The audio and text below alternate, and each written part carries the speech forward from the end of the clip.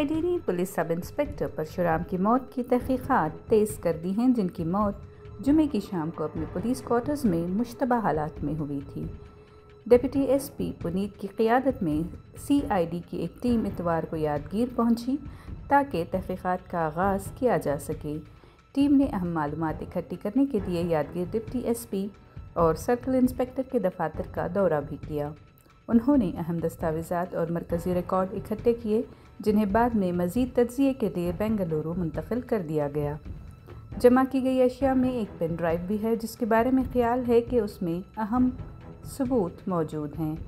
CID team ने इजाफी सुराख के लिए PSI परशुराम के मोबाइल फ़ोन की भी जांच की है।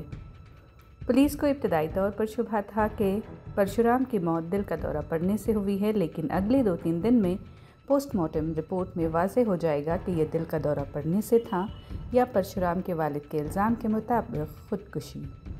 परशुराम के मुंह और नाक से खून बह रहा था, लिहाजा उन्हें जुमे की रात फौरी तौर पर अस्पताल ले जाया गया। परशुराम की बीवी श्वेता की दर्ज पुलिस शिकायत के मुताबिक यादगीर के MLA चन्ना रेड्डी तुन्नूर और उनके बेटे Pampanna Gowda Yadgir town police station में PSI के ओहदे पर बरकरार रहने के लिए उनके शौहर पर 30 लाख रुपए अदा करने के लिए दबाव डाल रहे थे। परशुराम, जिन्हें हाल ही में CN पुलिस स्टेशन मुंतकिल किया गया था, 2 अगस्त को अपनी अलविदाई पार्टी में शिरकत के फ़ौरन बाद इंतकाल कर गए।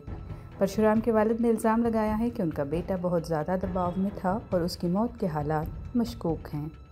इन इल्ज़ामात के बाद पुलिस ने MLA चन्ना रेड्डी तुन्नूर को सिक्योरिटी फराहम की है और रिहाइशगाह पर एक पुलिस वैन भी तैनात है।